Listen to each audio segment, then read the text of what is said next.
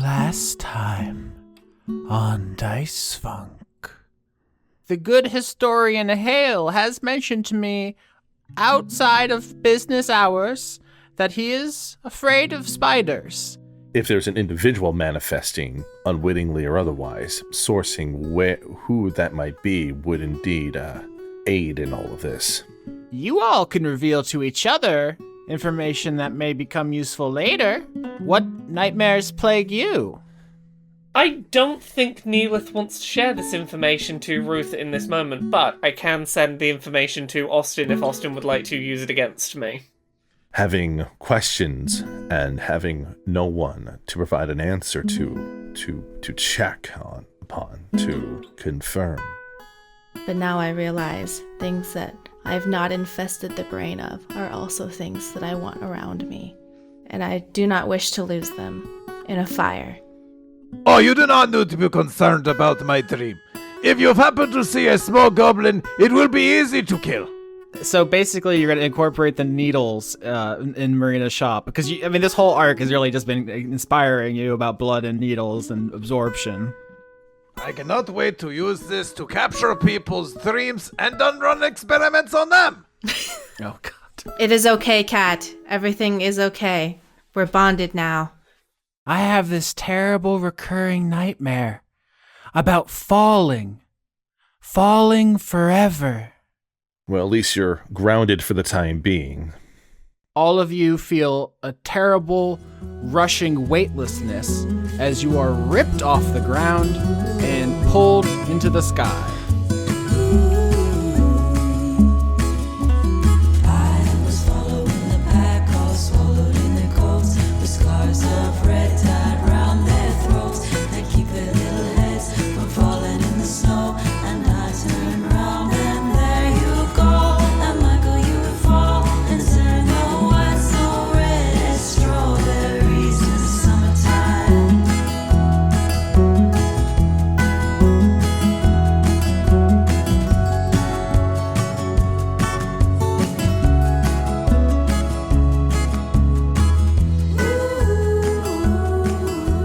Chris, how many tabs do you have open at any given time? Right now I have 8.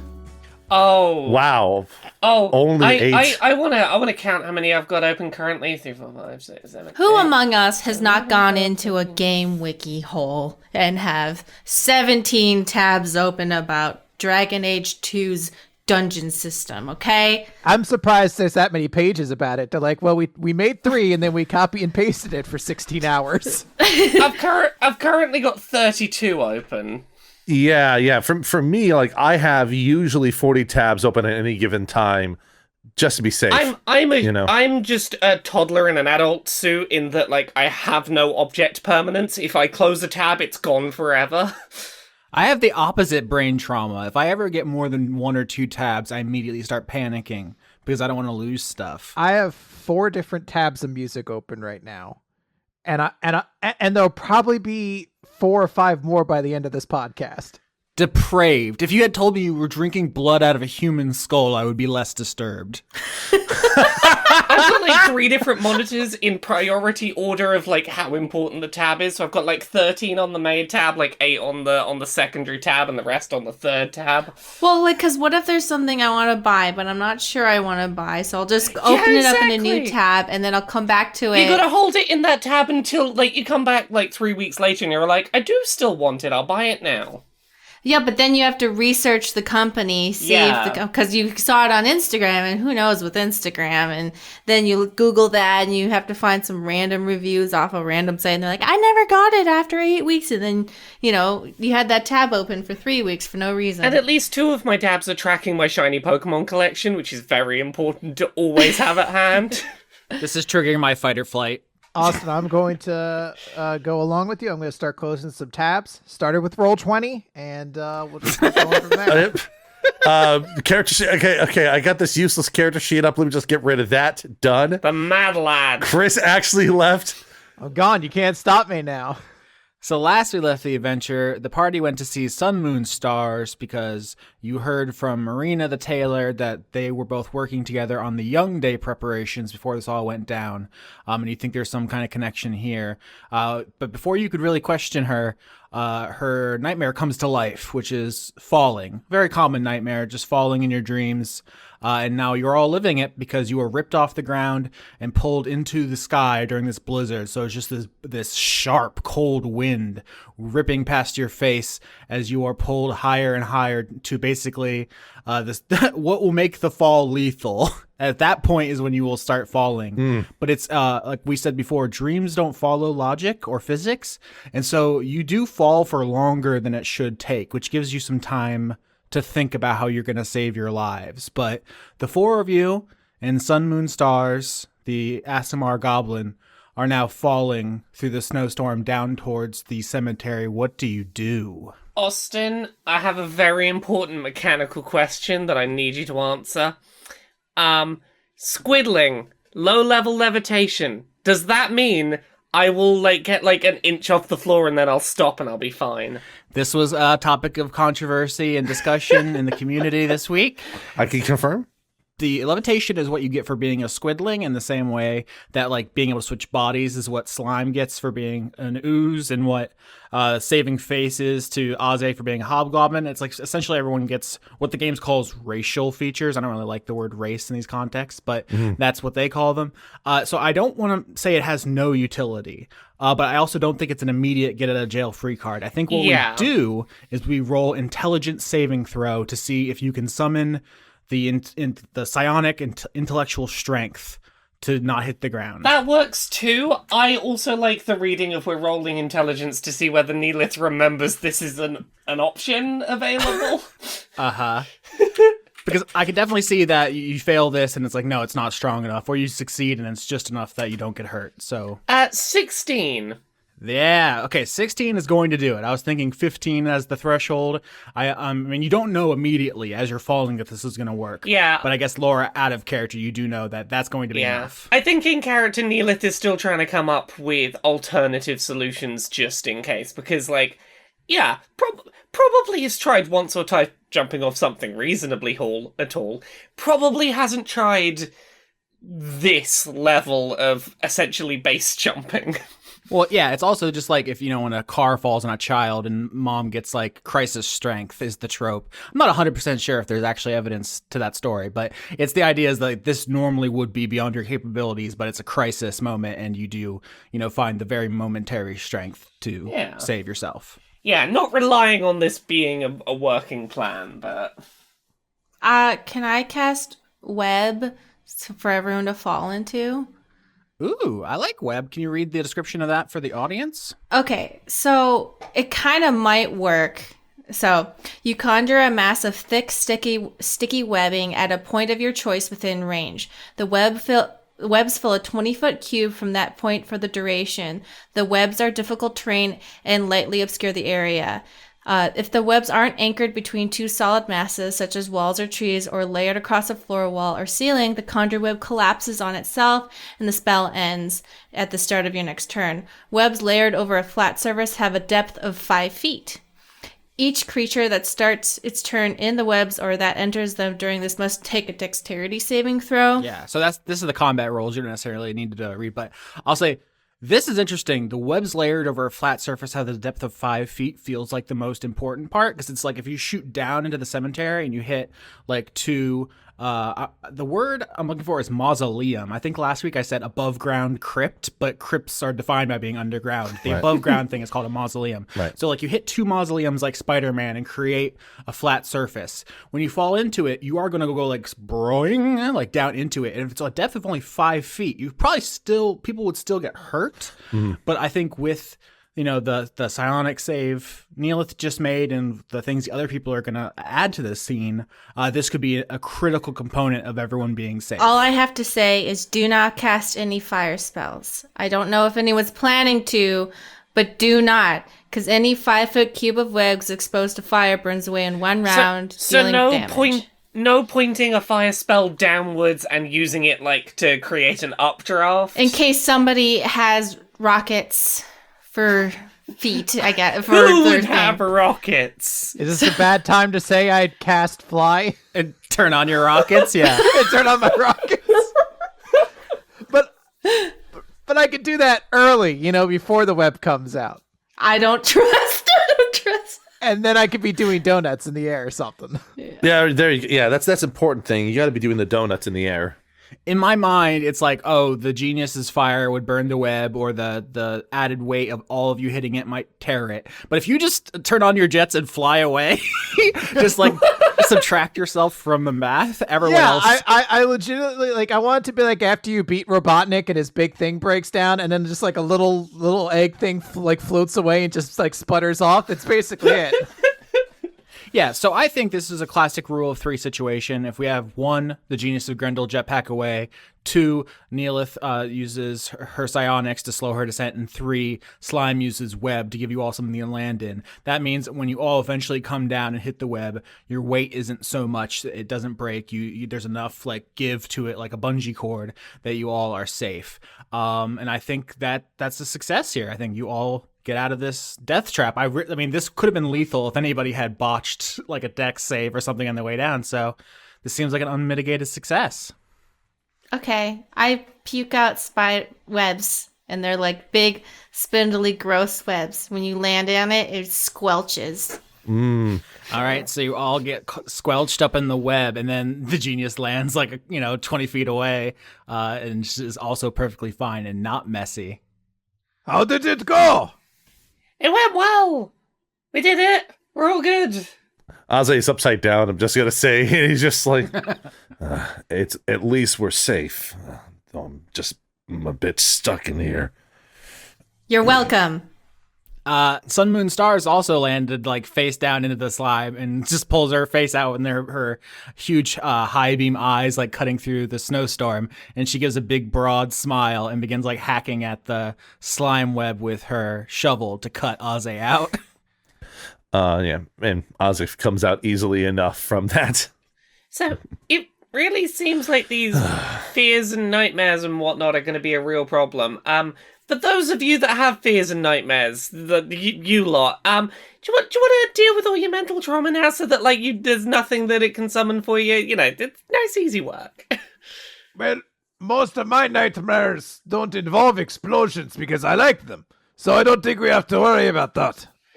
Unless someone else is worried about explosions. Oh, but then that is a dream for me. One man's dream is another man's nightmare. I am incapable of emotional reflection, only repeating the same memories of everyone burning alive over and over again. Oh, sweetie. I mean, if a bad thing happens and you can't stop thinking about it, that's not far off a nightmare. I'm still curious about how, if at all, some of our concerns will actually manifest themselves, but I'm also wondering if there's any signs of this tulpa being nearby after all that. It's fine, as long as you're all scared of marshmallows and, fluffy bunnies, it's all gonna be chill. It's gonna be fine. I believe being scared of marshmallows is not necessarily a safety maneuver. I've heard rumors of one such marshmallow creature. Another beloved 80s franchise along with Freddy Cougar. It's the Yes. Toastbusters. Toastbusters, yeah. They have to fight a giant marshmallow fluff monster. So, yeah, Arze sort of suggested at something there. Is there anything we can do to see if there's any lingering traces of this creature around? Yeah, I think that what you're looking for there is going to be an investigation of the graveyard. 18. That'd be a 14 for Aze. I crit. Oof.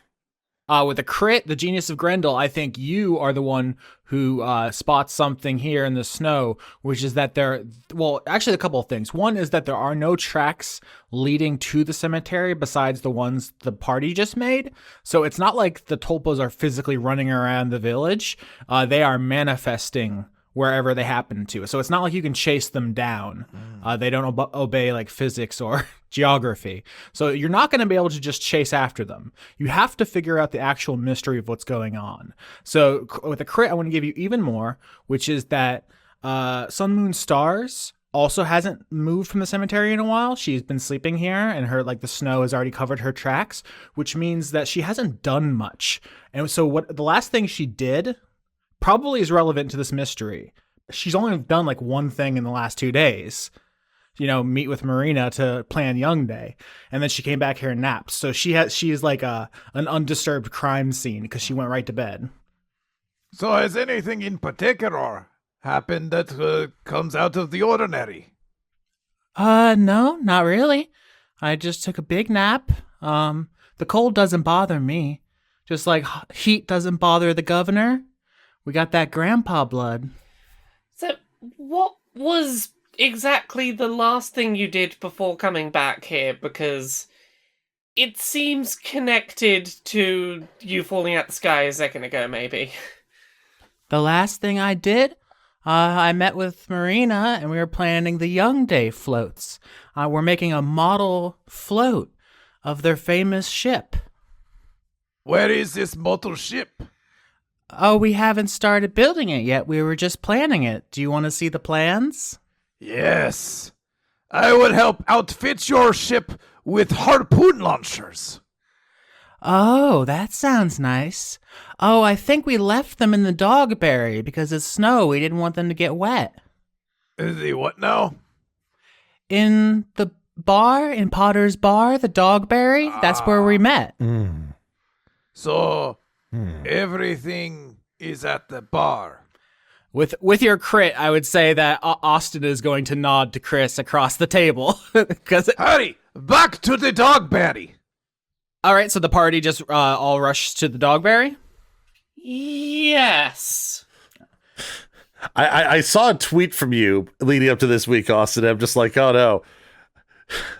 There's something I might want to tap into, but I also feel like that we have more pressing things to worry about than my side worry. Yeah, well, if you're living in the future, listening to this like 2 years after it came out, I did tweet this last week that I looked up what temperature horses could survive because Drip is in the village somewhere. But it turns out -40 Fahrenheit, which means I think Yeah, remember Horses are sturdy. that's how you can get your horse's balls to shrink in Red Dead Redemption 2, which Chris, are you suggesting that only happens at -40? yeah, I think so. I mean, I haven't tested my horse balls recently to see like what weather they generally shrink at, but I'm gonna assume like during the snow weather, that's where it happens. Why It's are we gotta just be so a negative focused zone. on horse balls? Why? What? Mari, people put 80-hour work weeks into those balls. People destroy their marriages over those balls. Can you imagine the programmer sitting at their computer because like one of the idea guys was like, let's make the horse's balls go up. And then the guy who actually has to do it is like, I hate this job. I hate being here. I mean, sometimes it's done with people that genuinely love them. There's a guy who works on Conan Exiles, and his whole thing is he loves giving all the monsters detailed buttholes.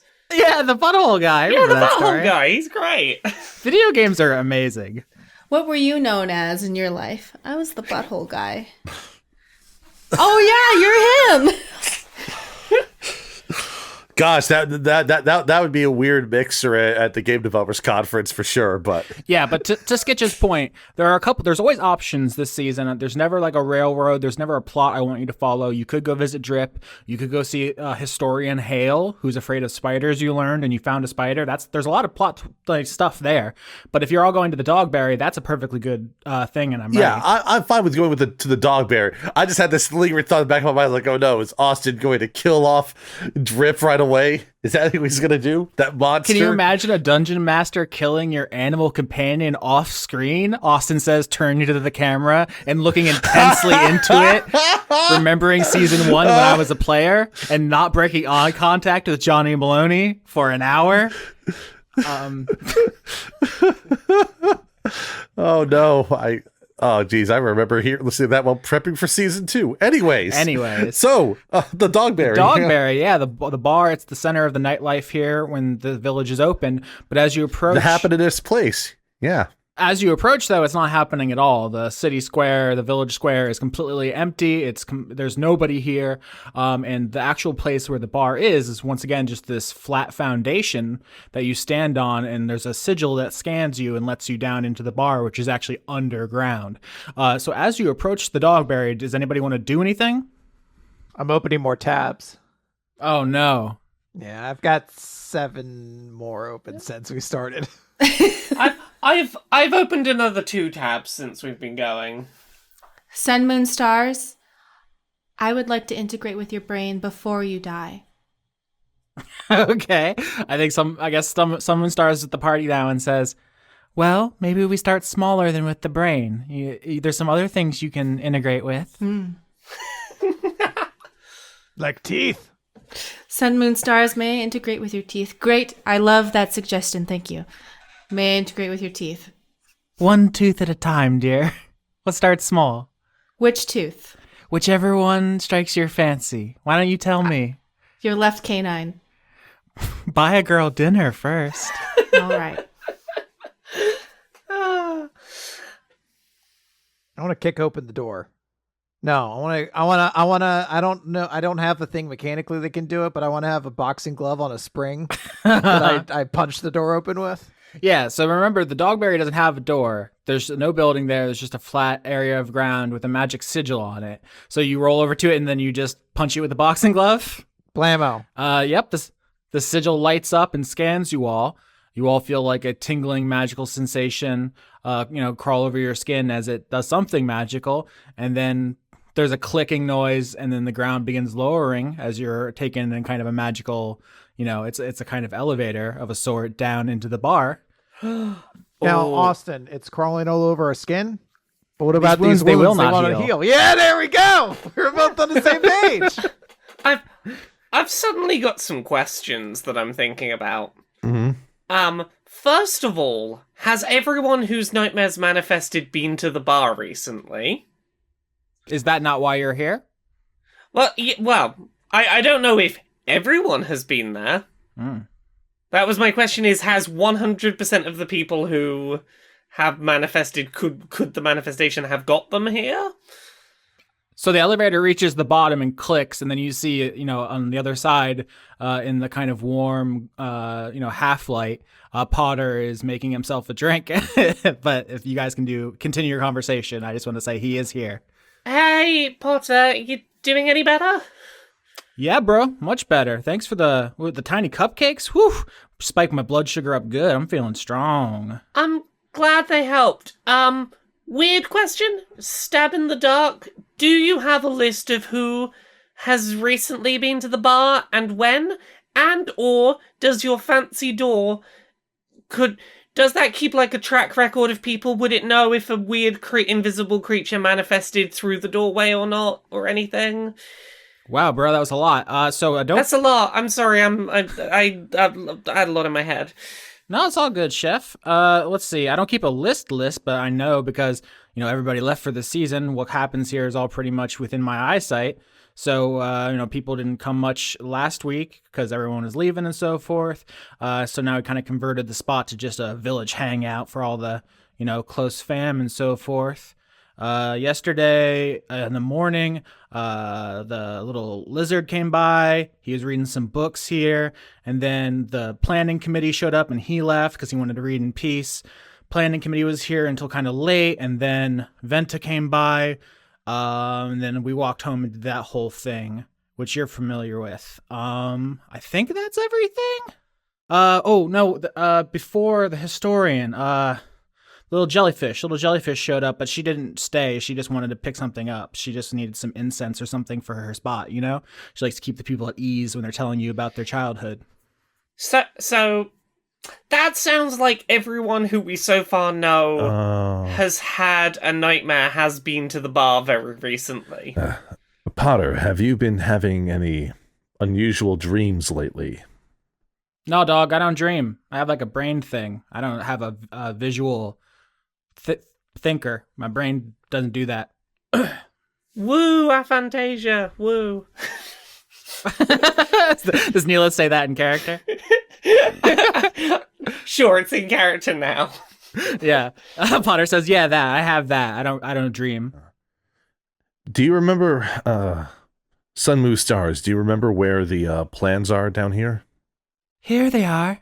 We left them because we know that only the villagers are going to come in, so they'd be safe here. And there's like some rolled up plans like that were put behind a booth, and it's just like, just like I would say like high schoolers planning a little arts and crafts project. It's not particularly advanced. Marina is a very talented, artist, but it's a pretty modest float. Nothing special. They're all stick figures drawings on there, but you can still tell who is who, despite the fact they're all stick figures. Yeah. The stick figures are very crude, and then all of the detail work on like the fabrics is intensely professional.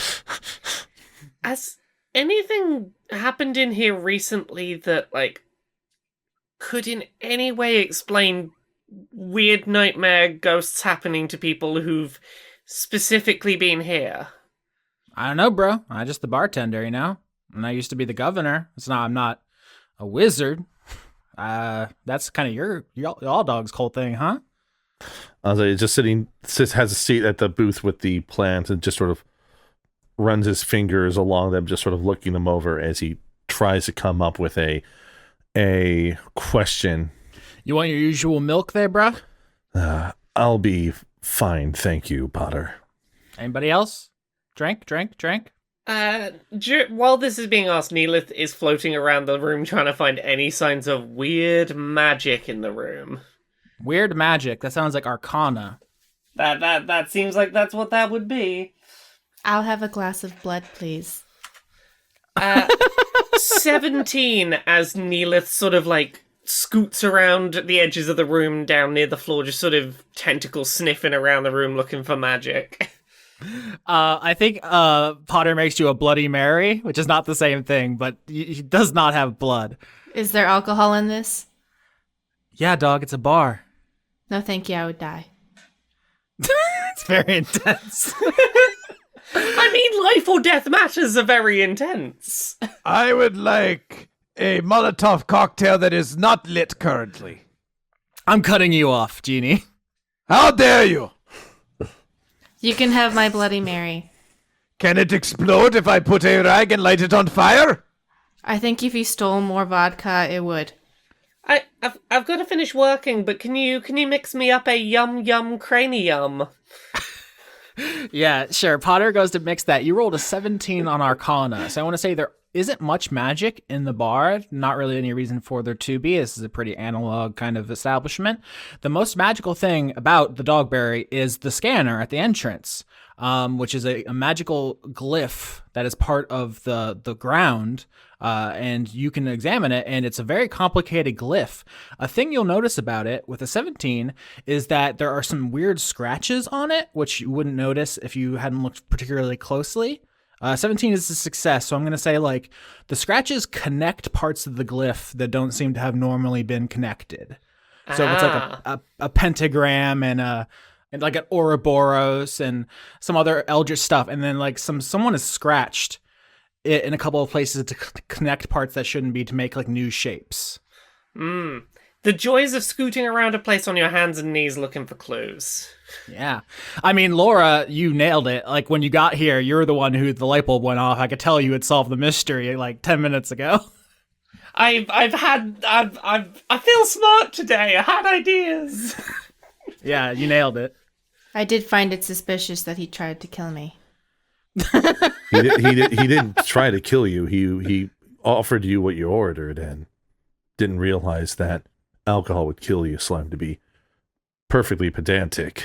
I want to grab a napkin and light it on fire and stuff it into Bloody Mary. Oh, gosh. I think Potter just puts a huge meaty hand on your shoulder and just looks at you to say, like, dog, do you really want to do this, dog? Potter, Potter, do you know what this is? Is this a thing that you know about? Oh, man, someone scuffed up my thing. Yeah, I bought that from a traveler. I don't remember if they were coming up or going down, but it cards people for me, so I know if they're old enough to drink. I had it installed like when I got the place, so...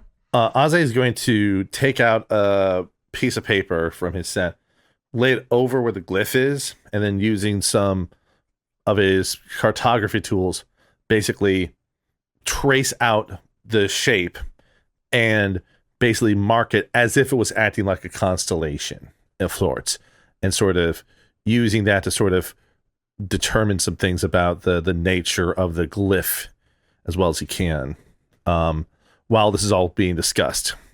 Yep, seems like a bunch of nerd shit. I don't know anything about that. I can't even summon a light breeze. Yeah, we probably need to put something up outside telling people not to use your entryway more than is necessary until we get this sorted. Your carding dorm might have been giving people nightmare ghosts. Yeah, I think that you have discovered that someone has altered the sigil, and whatever that does is whenever it went, in addition to scanning people the way it's supposed to, it is also seemingly tapping into their nightmares and making it real. Yeah. You don't know who did that, why they did that, or how to stop the tulpas, but you have solved a big part of the mystery. From looking at the glyph, can we tell if does it look deliberately done? Yes, the scratches look like they deliberately connected several parts of the glyph to change what it was supposed to do. Can I do a religion check, or is that relevant? Absolutely. I would love a religion check. Okay, so... That would go down real smooth. So religion... hopefully this goes well for me. 23. Ooh, slime. With a 23, you ate a priest once, and you recognize the alterations. This definitely looks like a symbol for the dream realm. I mean, that makes sense. Nightmares are dreams. Also, why this is religion is because there's actually an Australian Aboriginal belief about kind of a dream plane. It's called the dream time. And so whatever this glyph was supposed to connect... It was supposed to scan people and see if they're old enough to drink, but it's been altered to connect to this dream realm. With a 23, I think you know there are native dwellers of the dream time, which I think you should maybe ask. You Slime get the idea to ask Potter who sold him the glyph. Please cease from trying to kill me. Also, who sold you this glyph? I will now put a picture in the chat of the person Potter describes to you, which because of your 23, you recognize as a native of the dream time. Okay, I don't know. Okay. What I'm seeing is a furry elephant with a short tusk. That's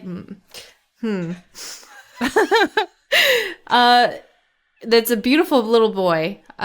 Glowing. It's a beautiful little boy. Yeah, he is. He's a beautiful little boy. He has a green cape and he's covered in fur and he's got a lion's tail and little hoovies and an elephant's trunk that's short and wobbly tusks and cute dog ears and glowing eyes. And his little green outfit is like a flowy cape, like if you put a cape on a dog. So Potter describes to you this creature, and Slime, you can tell the rest of the group, you're like, oh, Potter has just described to us a Baku, Baku, which are things that live in the dream time. For anyone curious about mythology, Baku are what the Pokemon Drowsy is supposed to be. I was gonna say, aren't they like tapirs, like Drowsy and whatever Musharna or whatever the Gen 5 one with the little like incense thing on top of its head are? Oh. Yeah, the Musharna in their evolution are supposed to be like incense burners, but they're also based on the Baku, which is a yokai that eats dreams. I mean, if this thing wants to eat dreams, there's plenty of dreams out here in the physical world. Come eat those ones. What do you think it's doing? Well, I mean, when we were falling out the sky, it wasn't eating that for us. Well, they're not all ripe yet. Oh, that must be it. The dreams have to be developed, matured, and the way they're matured is by having the person with the dream experience it in a more direct manner, thus reinforcing the experience and making the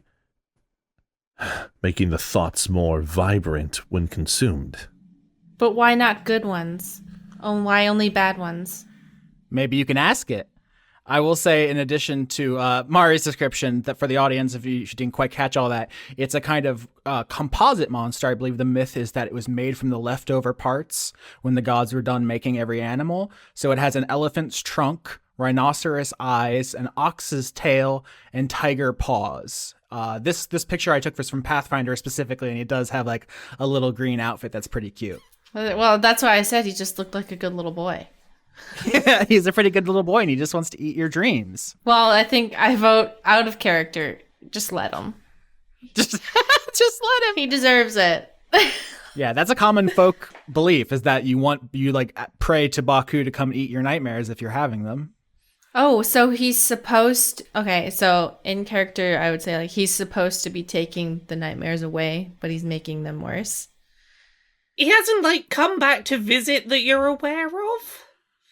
No, but I mean, I doubt he would announce himself, and I do have to sleep. It would be pretty trivially easy to sneak up during the snowstorm and connect a couple lines with your claw. You are all a farm, much like the vegetables we made to suffer so we could consume. Artistic parallels. It rhymes like poetry. It's like a poem. It rhymes, just like Star Wars, The Phantom Menace. I have a feeling that if we wish to inquire about this entity's intentions and such, they will be coming for us sooner than later at this rate. You're all being harvested. Also, I should say there are still two locations previously discussed. One is Hale, who's afraid of spiders, and the other is Ruth, who told you to come back when you understood the mystery because her knowledge of the mind is vast and she just didn't have enough information. That definitely seems the next place to go back to. I did have one question before we go, which is, do we have the knowledge and or skills required to unconnect these lines so that we can leave without further entrenching ourselves in problems by using the glyph again? You rolled a 17 on Arcana, so I want to say you're not confident that altering the glyph wouldn't make this worse. When dealing with strong magic, there's always a chance that you're going to open a portal into hell or set yourself on fire or something. Also, now that you know what this does, just Potter will keep people from walking into it. Potter, do you have like a staff exit or something that's like a tunnel that doesn't use the carding thing that we can use to get up without, putting more nightmare magic on us? I don't know if that's how it works, but... Nah, bruh. The governor says that businesses in the village don't need regulations like, safety, fire exits or whatever. That'll just stifle innovation. So there's only one entrance, one exit. But I don't think it matters if we get scanned again and if we all leave. Can we destroy the sigil? Interfering with a sigil improperly can be disastrous. I'm sure Genius would not mind the results, but we should do that under more controlled circumstances if we were planning on doing that. I was literally just going to roll a dice and be like, all right, I'm going to fuck with it.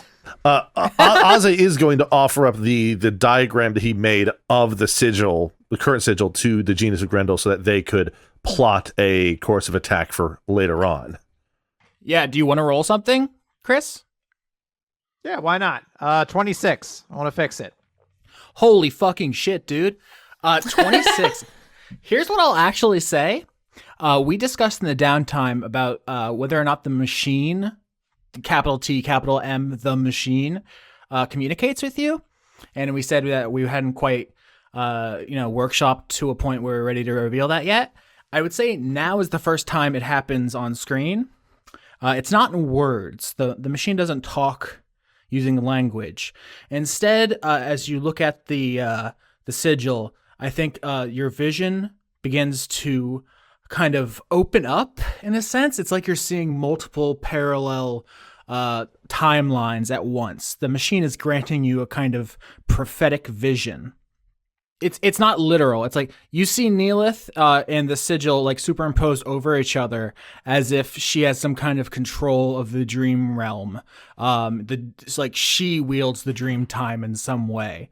And it feels like the machine is telling you if you don't take some initiative, Neellith is going to gain the power of the dream time and that the machine wants you to do so. And I think you see a separate reality, a separate timeline with your Freddy Krueger glove you made last episode with the needles on it. And I think you even joked, you're like, I can't wait to take the nightmares and do experiments on them. And you see like this glove with these needles like plunging into this dream stuff, into these tulpas, and you like mastering it and taking control of it. And the machine is sending you essentially these two parallel visions and saying, without your intervention, the Tulpa and the Baku will be defeated, but Neellith will benefit. If you however take initiative, you can benefit and you can become the master of Dream Time and wield the power of the Tulpas. I want to be the master of Dream Time. That's a really rad title. Yeah. But you're psionic, essentially, is the issue here. So you have a more sensitivity to the dream time than anyone else. But the genius has access to kind of futuristic lost technology. So it's not a choice you need to make right here and now, Chris. What I'm saying is the machine has granted you a vision of a choice in the future where you can have more power for yourself, but you will essentially be taking it from Neellith, whether or not she realizes that. Okay. Just never tell me there'll be no consequences. But yeah, ultimately with the 26, there's nothing worthwhile doing here right at this moment. It's about time to go see Ruth or Hale. But soon there will be a chance to defeat the Tulpas and the Baku.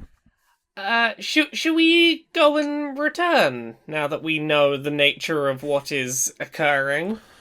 We can return to Ruth directly unless you want to check on Hale to make sure that Hale isn't suffering any further from their particular nightmare. We saw a spider, but we never checked on Hale directly like we did with everyone else. I mean, it couldn't hurt to poke a face in. Yeah, let's go to the library. Let's just do it. Pop our head in and go. No one's dying from a dream. No, cool. Okay. The thing's gonna be full of spider webs at this point, isn't it? Just.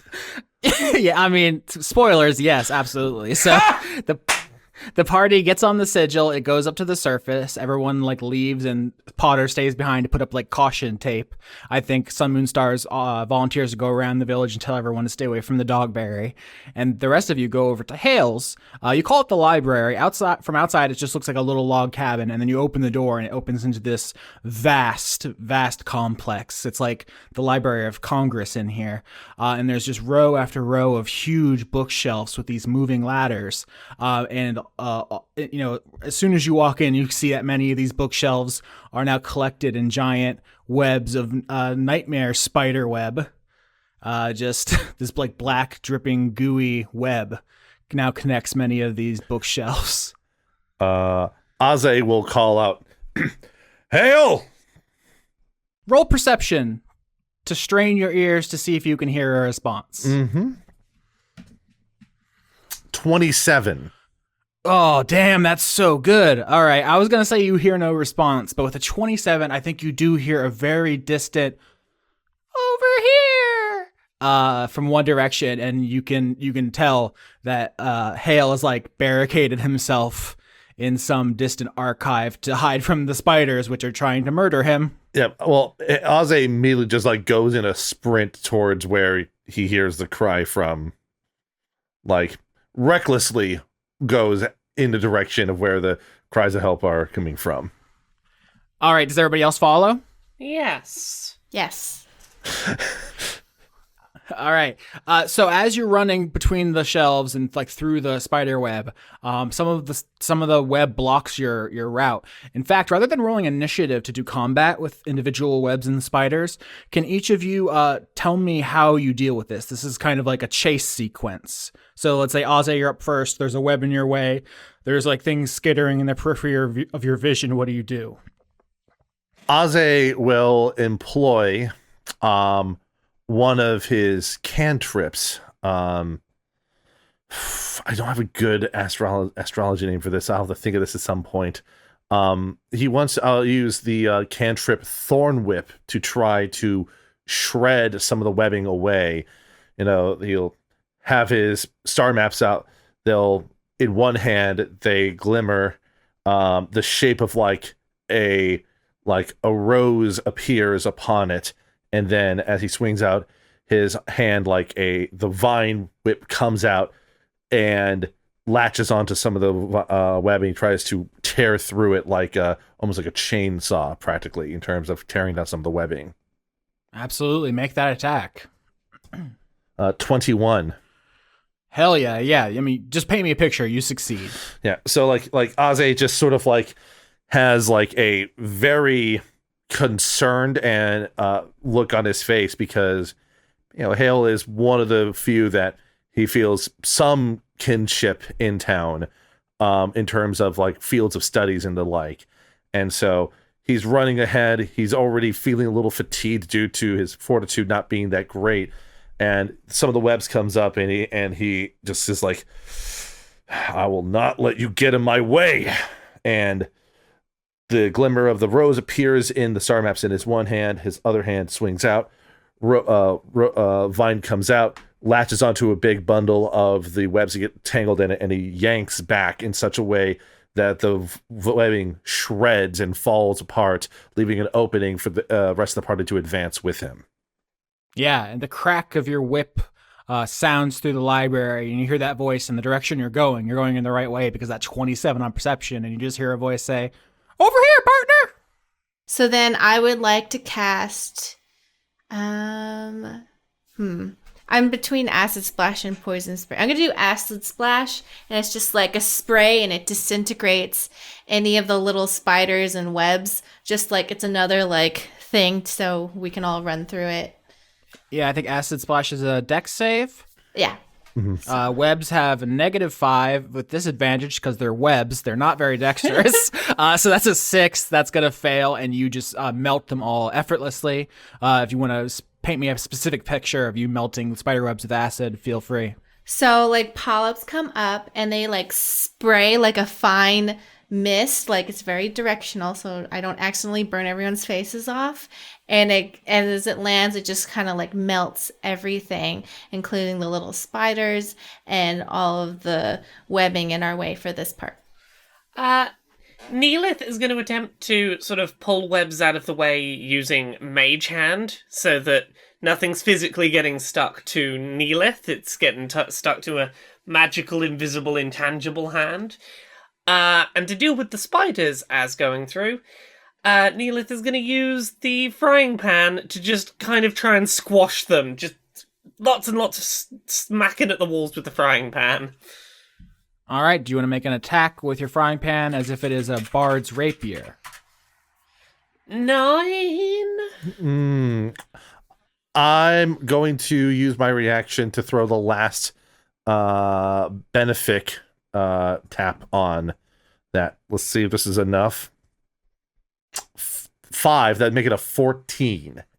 That's enough. Yeah, so at the beginning of the day, you checked the star forecast. It was good, and you had 3 uses of this. Yes. So this is the last one, is Neellith swings her frying pan into the web, and it gets stuck, and it looks like she's about to become lunch for the nightmare spiders, and then all of a sudden the constellations appear on her skin, and she gets a burst of strength and rips out of it, and the spiders go flying. Yep. So the 3 of you are charging ahead. Slime, you're melting the webs with acid. Aze, you're whipping everything that comes near you. And Neely, you have your frying pan out in your mage hand, and you're carving a path. The genius, you were the last one to speak up. So I want to say you're rolling behind this kind of train when you turn a corner around a bookshelf, and you come face to face with a goblin. Oh, hello. You say, "Oh, hello," to this goblin who looks shockingly like you. So I brought the drink for Potters. The Molotov, yeah. Yeah, I'm gonna splash it on this goblin and then cast Shocking Grasp and try to explode them on fire. Okay, so you don't say anything. Nope. The audience will, of course, remember last episode when you were discussing your nightmare with Ruth. You said if you see a small goblin, it'll be easy to kill. So you turn a corner, you see what appears to be you. Are they standing? Yes. Is there anything else about them you want to note before you set them on fire? Only that they die pathetically, and the genius is going to just watch it happen and say, "You're better off dead. you evolve into something far better. So you're standing there watching this goblin burn, and I think the rest of the party, hears the crackling flame in the library and can turn back and see the tail end of this.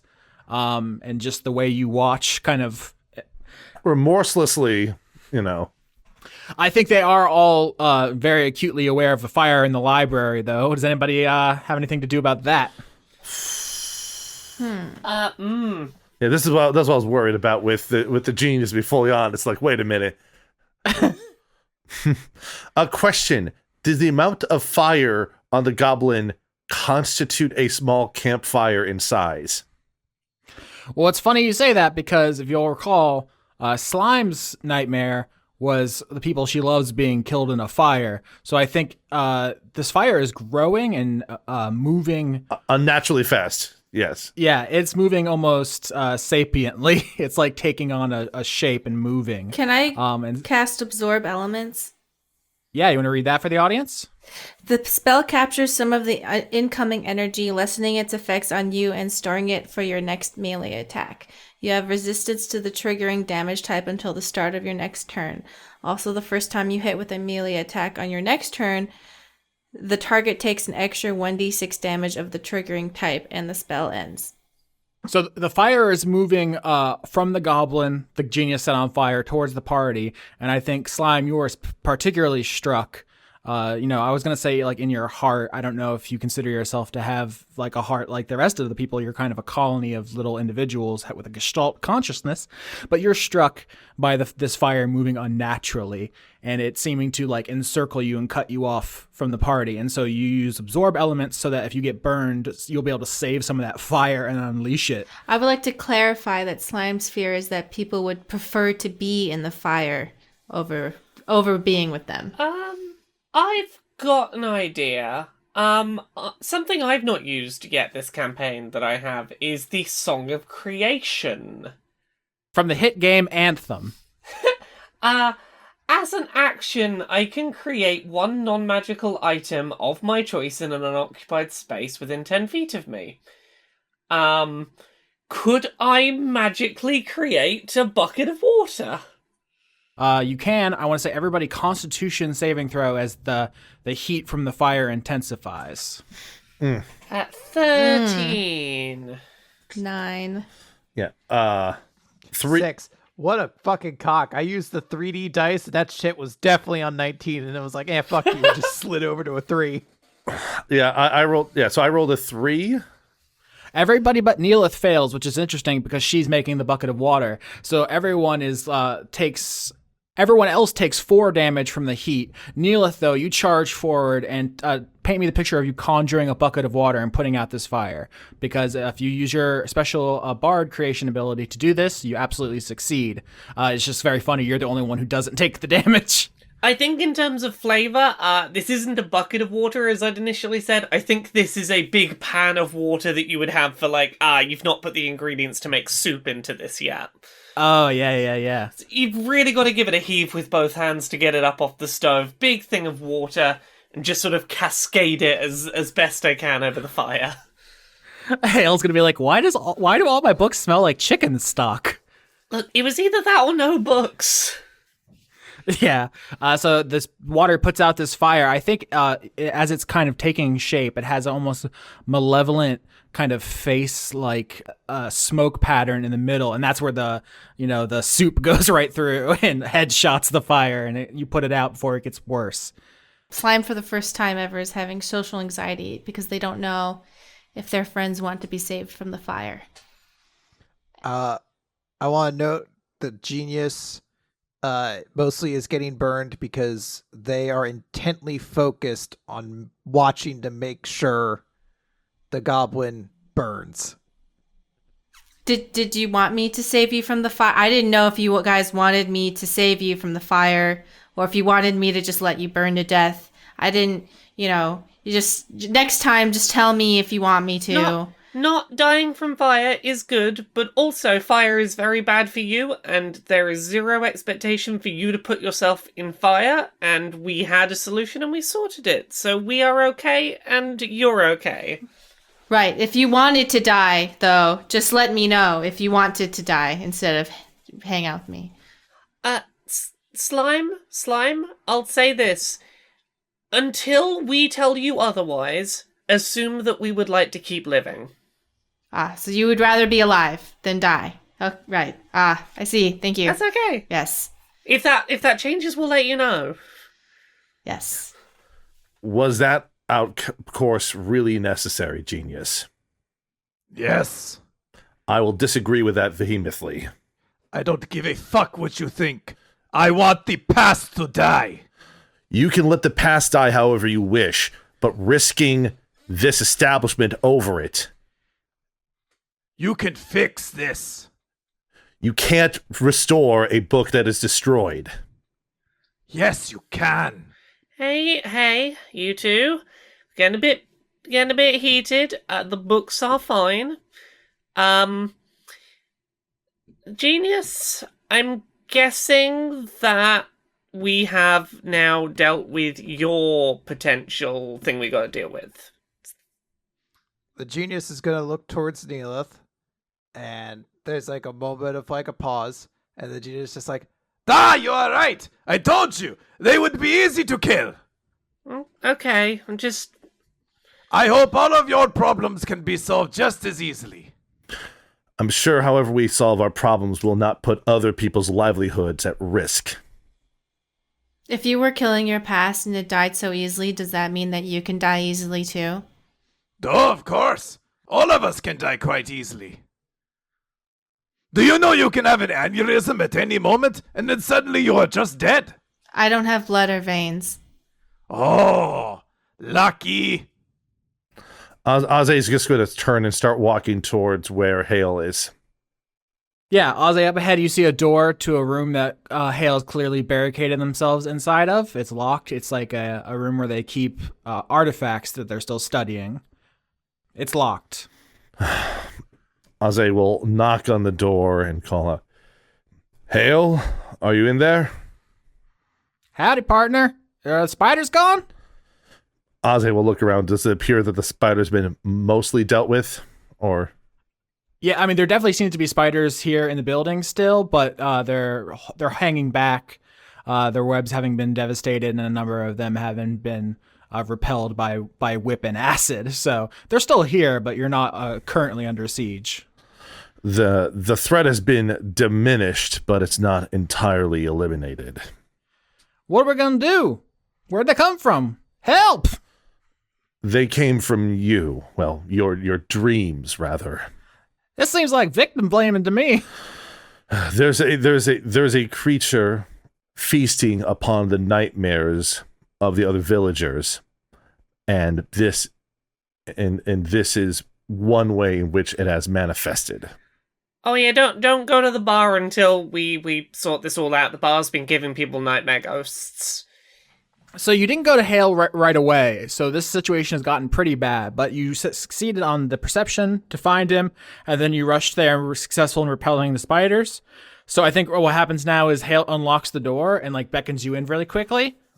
Yes. As it goes in, yeah.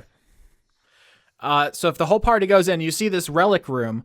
There's all kinds of interesting items here under glass. Some of them are like, protected by special force fields and wards and spells. There's all kinds of really interesting things here.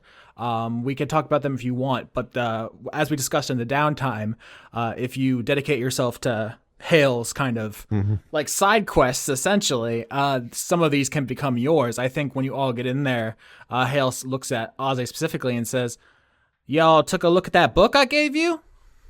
A bit, yes. We haven't put it to use quite yet in all of this. We still have it, though. Well, if y'all aren't going to use it, I'll find someone else who will. I mean, it's an important artifact. I ain't going to give you any more if y'all aren't going to use them. We've been a little busy fighting the nightmare ghosts. In our defense, They're all creating their own problems by going to sleep. If I have the book, the genius just asks, "What does it do?" Well, partner, kind of gives you information, but it's a real intense kind of feeling. I don't know any other way to explain it than when you open the book, fire comes out and it kind of burns stuff into your mind. Real intense but you can learn all kinds of stuff. I have never heard of a more genius item ever. So mechanically, only one of you can attune to this. We had a previous discussion whether or not Genius or Slime would do so because they're the people who have intelligence as a focus of their character. But what this does is you can lose a proficiency in order to gain a new one. Ooh. Basically burn some information out of your mind to gain other information. And a properly motivated min-maxer could, for example, get rid of like a weapon proficiency they will never use because they're a spellcaster in order to understand like every skill. You can do this once per arc, essentially. I think this fits the Genius's character more than mine. And in lore, obviously, Slime has a thing with fire, and if this book literally burns stuff, that's probably not going to do great for Slime. I want to flip open the book as nonchalantly as possible. Chris, do you have a proficiency you are willing to permanently give up in order to get another one of your choosing? I just feel like brewer supplies are never going to come up, so they're gone now. Just delete it. Was that a background thing that you got for your... Yeah, I think I was background. You got alchemy and brewers, right? Yeah. So that's exactly what I'm talking about here, is that it seems like a one-for-one trade is not a real upgrade, but if you've done enough D&D character sheets, you know there's a lot of shit you never use, and so you can trade that in eventually for, essentially for, like, value. What proficiency would you like to take? It could be a saving throw, it could be a skill, it could be a tool. I feel like I might as well just take religion and get all the intelligence things bumped up. See, I think Austin's completely on the wrong track here. I'm going to use brewer's tools every week. You can have mine now. I don't need them.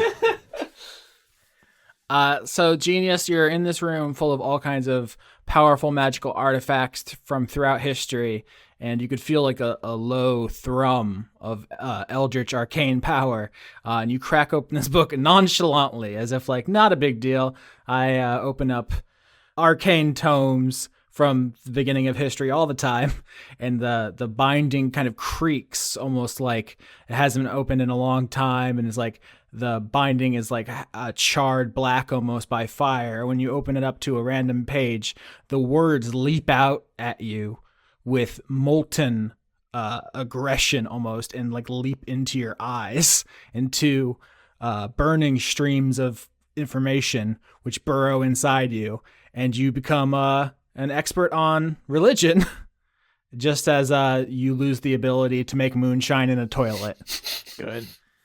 I'll go. Sure. That was important. I'm sure I can homebrew it afterwards or something like that. Just pour a bunch of booze into the toilet and start drinking.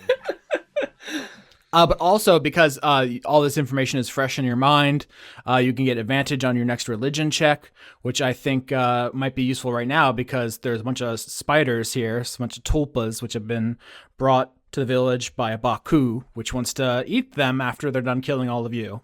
24? 24 is incredible. You're incredible. Aw, thanks, bud. Yeah. You dumb bitch. Oh, There was too much silence. I had to fill the air with something. Yeah. Okay, with the 24, I think you know that the Baku is in the dream time, obviously, but also you know what alterations could be made to the sigil to transport the team into the dream time to stop the Baku, to fight on its own, basically to storm its castle, to enter its lair, and to put an end to all of this. So I think it's like, earlier when you were looking at the diagram and the machine was showing you these two timelines, it's like you're transported back into that moment and the lines connect in a different way. You're like adding your own stuff on top of it to, it's you're basically doing exactly what the Baku did, which was taking the sigil and bending it to your own ends. And so as this fire enters your eyes, this new sigil just appears in your mind, and you have this like literally burning idea, like your eyes are aflame and you're like, I've got it. Eureka!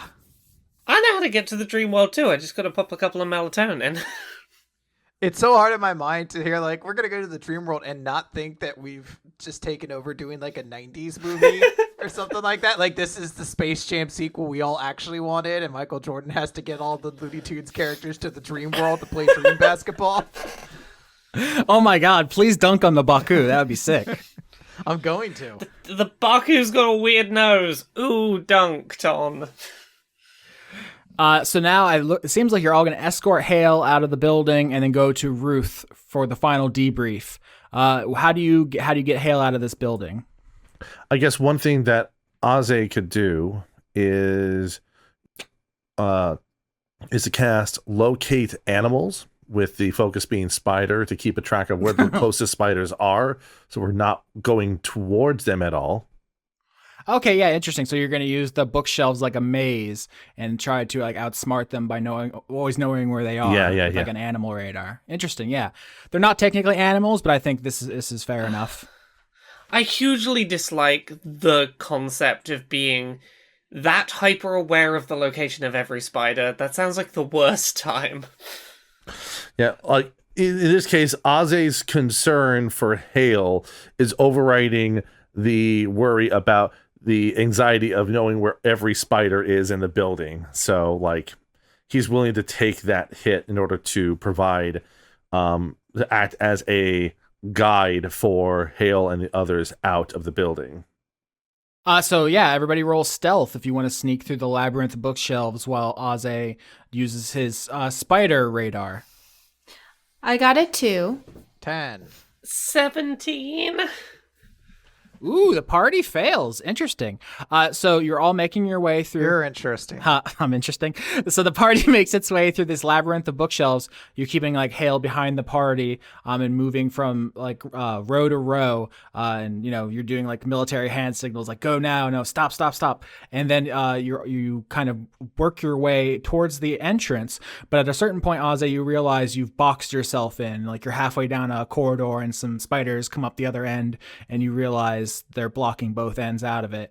At which point, if we are boxed in and we need to make a new path to the exit, I'm gonna use Shatter. Shatter you can use fairly safely around books, right? I love this for 2 reasons. One is that, well, not technically safe for all books. So we can say there's like you find a couple of shelves that are more barren, or you can push some books out of the way and blow a hole in the shelf. Because that's what I'm thinking is it was either that or just look that there's a bunch of spiders over there. What if I sent all the spiders flying? Yeah, so paint me a picture of how you would use Shatter. I'm not going to make you roll to attack a bookshelf if that's how you want to go, but help me visualize this, and then I'll complicate it. Okay, I think the flavor of this is in a restaurant, if you were trying to get everyone's attention for a toast, you'd sort of get a glass out and just sort of a little bit of a spoon hit against the edge of the glass, but it's that to cast a sudden loud ringing noise. Painfully intense. Of all the reflavors we've done on this show, this is one of my favorite. This really rocks. So you do a toast that does it blow apart an empty bookshelf? You said you want to minimize book damage. Yeah, if there's somewhere we can cast this that deals as little damage as possible to books but gives us a route to progress, be that an empty bookshelf or a wall of spiders or whatever it is that would let us keep going. Yeah, I think you burst a bookshelf that's between you and the entrance/exit, and like you can see it up ahead. But as it bursts and the wood goes flying, splinters of wood and some loose papers, suddenly they all freeze in the air. They all hang there, suspended as if by telekinesis. And then you see something begin walking through these objects suspended in air. Do any of us recognize it? Neellith, you recognize it viscerally in your bones. Oh, okay. Ah. Do you want to tell the audience what this looks like? How much do I say? It's your dad. Finally, you came home from buying cigarettes all those years ago. He's disappointed. No. So what you see looks like a mind flare in the traditional sense, which is like a humanoid, human height, much taller than you, person with a squid face, a Cthulhu-esque face where tentacles are, at the bottom half of their skull. Except instead of having the smooth, slimy skin that you have and that octopus and squids have, it has a dry, cracked white appearance. There's something off about this thing's skin, but it does look like what illithids usually look like besides that. Yeah. And it towers over you. This I'm going to call it an alhoon, Alhoon. You know what that means, Neellith, but I don't know if you, Laura, or the rest of you know what that means. This alhoon moves through the smoke and debris of the bookshelf you exploded and towards you. It actually floats, like levitates off the ground in the same way you do, and just moves towards you silently. I cast protection from good and evil on to make sure that they're safe. I think Neellith is a little frozen, not quite sure how to react. Has just sort of stopped in their tracks a little bit. Yeah, that makes 100% sense. Like when the genius of Grendel saw the little goblin, they immediately lit it on fire. You freeze. So much that slime turns and casts a ward on you. For the audience, protection from evil and good, it says, until the end of the spell, one willing creature you touch is protected against certain types of creatures.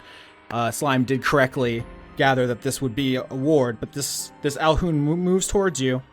I mean, the frightened status effect won't work, but like, Neellith's fearful.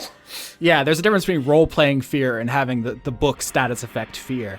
It raises a hand to you, and you see it has the same like white, dry skin on its clawed hand.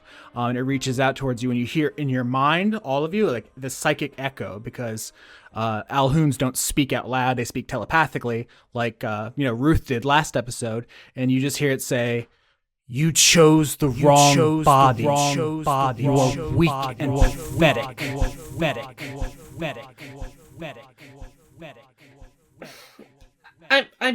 I made my choice. You disappoint me. And the alhoon floats towards you, hand outstretched as if to like grab you. Ozzy's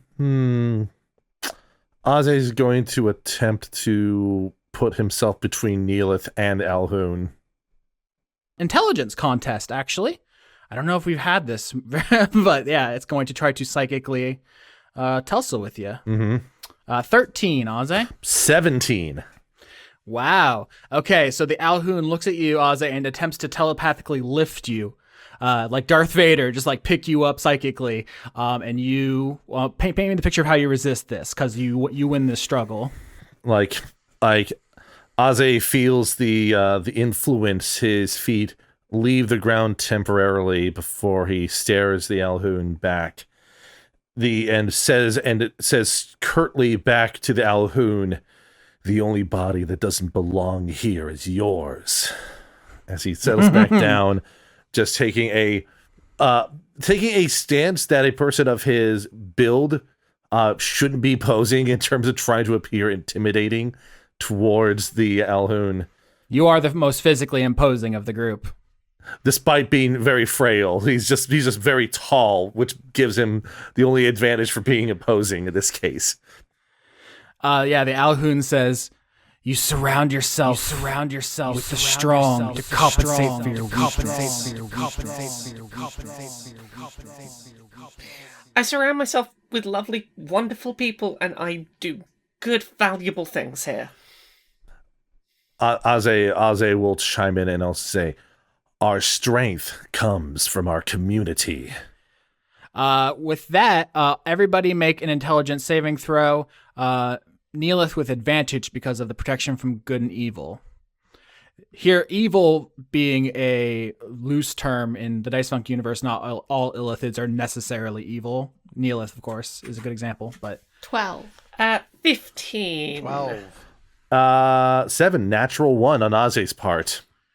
A botch, yeah. So the Alhoun throws its arms wide and uses like a burst of magic to throw the entire party away from it, kind of like an AoE wave of force.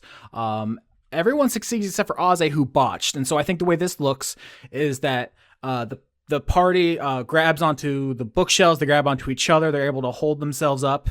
And then there's the entrance/exit you could all make a run for and get there as the Alhoun like floats up off the ground. But Ozzy is blasted backwards onto the ground. You like land in the middle of the aisle between the bookshelves as the wave of spiders begins approaching.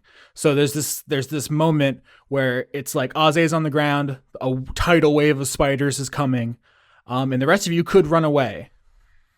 I cast Earthbind on the squid monster. Read Earthbind to me. Choose one creature you can see within range. Yellow strips of magic energy loop around the creature. The target must succeed a strength saving throw, or its flying speed, if any, is reduced to 0 feet for the spell's duration. An airborne creature affected by this spell safely descends at 60 feet per round until it reaches the ground or the spell ends. Yeah, I don't know if I've ever said this on air, but Earthbind is a famous D&D spell that was made into a Magic the Gathering card. They're owned by the same company, and it's famously extraordinarily horny. And so I can't help but picture the Alhoun being basically shibari'd by this. Yeah, I shoot out ropes of my disgusting slime boogers. And it pulls it down to the ground. That is just pixie shibari. Did you? Yeah, you Googled it. Earthbind is such a horny piece of art. Jesus. What if an elf fairy just got shibari'd to the ground? That 100% happens because I rolled a 0. I rolled a 5 with a -5 for strength because the Alhoun is a phenomenal intelligence score, just a mind more powerful than you can imagine, but very physically weak. And so Slime, these ropes of like snot shoot up out of the ground and grab his arms and pull him to the ground. Yeah, this has the same level of sexy as when the Borg Queen and Data were having their sexy moment, where it's like, it's supposed to be sexy, but it's not at all, and you hate it. All right, so you pull the Alhoun to the ground. Ozzy, you have a chance to make a break for it. Does anybody else do anything? I just want to comment that I find it very amusing that this creature is like, I am the all-powerful Super G, and then like a bunch of like earth, like little ropes fall on it. It's like, Are you telling me, Chris, that you couldn't take Albert Einstein in a fist fight? It's like Alakazam. Back in the day or now, I could destroy him. I think with this I think with Earthbind in play, Neellith has a little more confidence here and is going to cast Thunder Wave. Okay, so Ozzy gets up and makes a run for it. Everyone's going towards the exit, and you turn back and you just blast the Alhoun to establish dominance. Little bit. Now that Neellith is like, oh, I'm safe to do this. Haha. I think, yeah, as you turn back and you raise your frying pan to do the spell, the Alhoun is, bound to the ground, a swarm of spiders coming towards it, and you raise your pan, and he says, "You could have been magnificent. Look how little you are.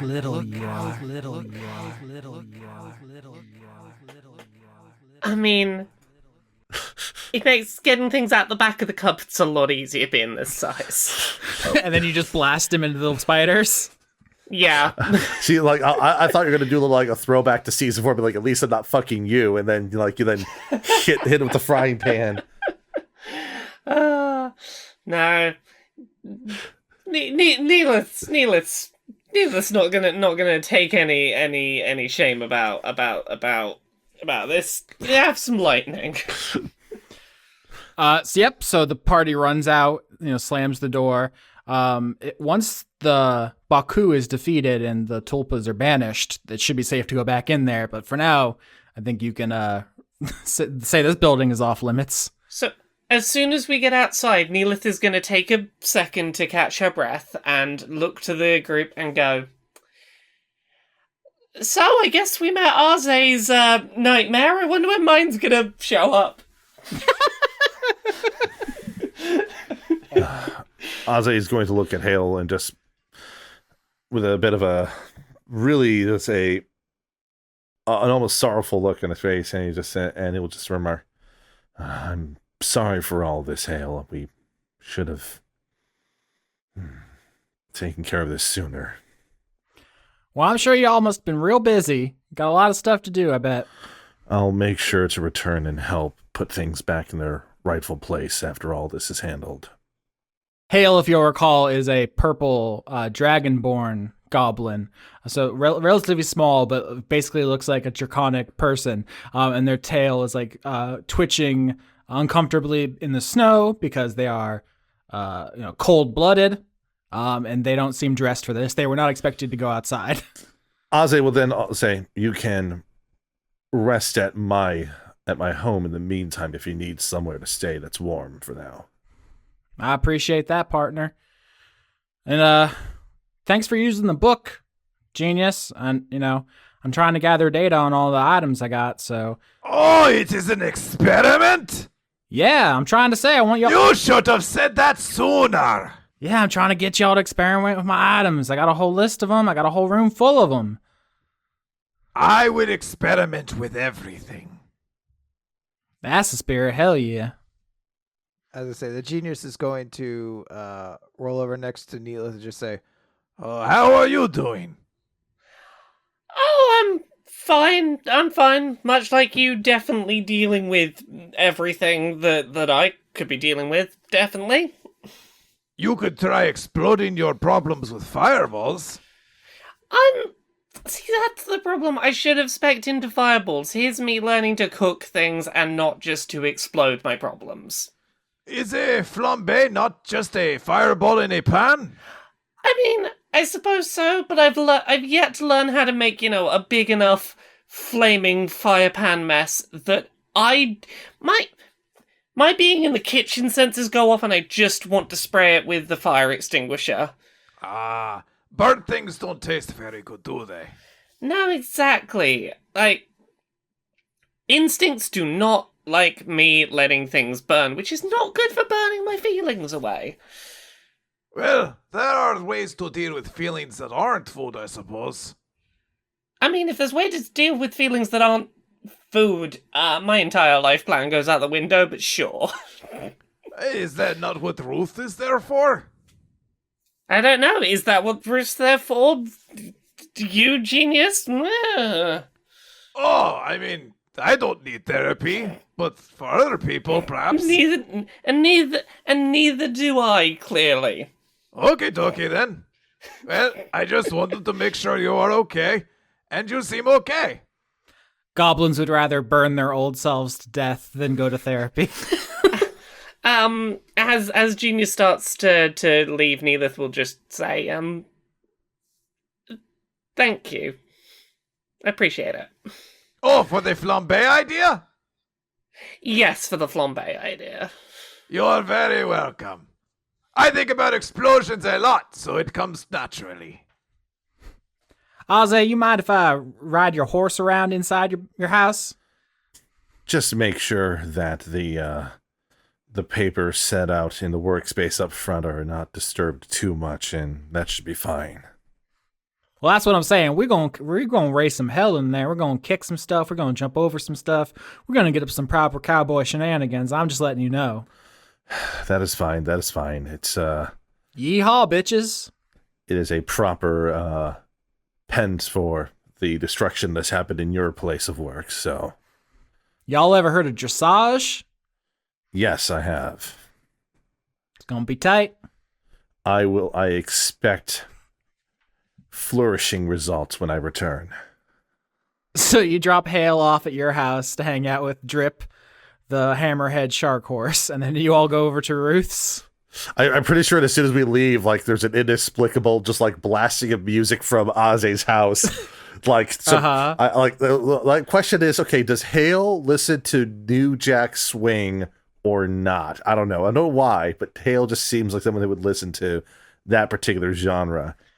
Sorry about who I am, but I'm definitely thinking they're gonna party rock. Party Rock is in the house tonight, and they're definitely dressaging to LMFAO. God damn. That's which mashup of it is the question. I'm glad you all prefer being alive with me than dying. Thank you. I'm glad of that too, and I'm glad you were not at any point on fire. Aze is looking rather concerned and just says, all three of you seemed to have your own nightmares manifest at that moment. Is Arze, is this where we're gonna learn that you're mentally stable and don't have nightmares? Is that is that what's happening here? You didn't get one because you probably go to therapy. You seem like you'd go to therapy. I indulge in the services of both Venta and Ruth. Yes. Is this the solution to this arc? We just need to all go to therapy. A D&D character turning out to have good mental health would be the biggest twist possible. No D&D character has ever had a good mental health situation.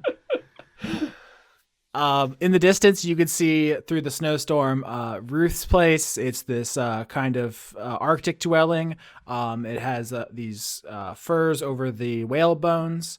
It's I'm almost certainly going to mispronounce this. I want to say Carmack, Qarmaq.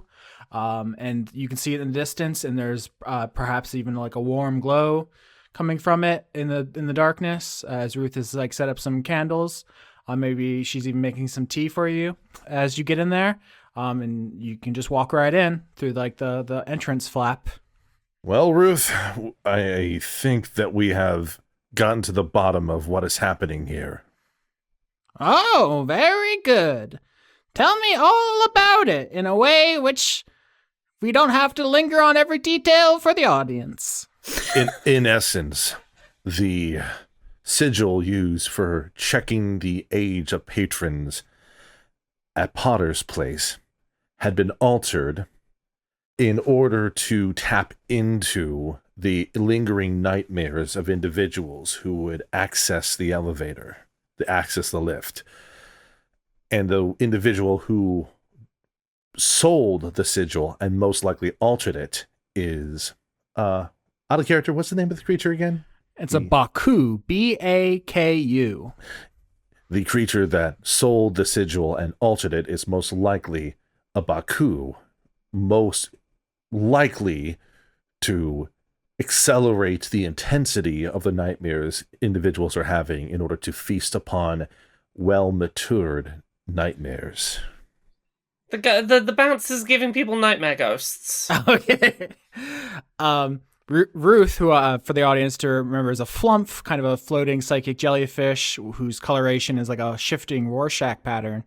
She says, very interesting. That means this Baku is going to try to eat the crop of nightmares once we've all been killed by them. But perhaps there's a way to turn this to our advantage. Have you ever heard of an egregore? Is Like an omelet?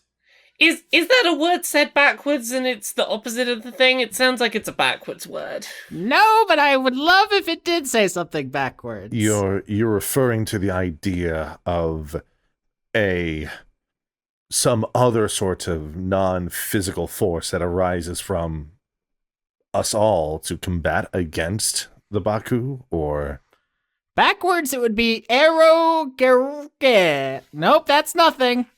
I mean, this is D&D. That could be something. But when you say that, Aze, Ruth says, essentially, if a tulpa is a single thought brought to life, an egregore is an entity made up of the thoughts of an entire community. Think of it as like a group tulpa. So how would you induce an egregore? Well, I was thinking, since we have a psychic member of the Moist Watch, and if you intend to confront this Baku, it will use all of its tulpas against you. Perhaps if you have a stronger mental capacity than it, you could leverage the dreams against it, and Grendel itself could manifest an egregore. Are you suggesting we take control of the dreams and pilot them as our own big amalgam of dreams, like some kind of like Megazord or Voltron or similar, but of dreams. Exactly, a dream Voltron. Oh, I'm very up for trying to pilot a dream Voltron. I was sitting here thinking of like the Statue of Liberty from Toastbusters 2, you know. Well, unless anyone has any reasons that I shouldn't pilot a dream Voltron. Thank you, Laura.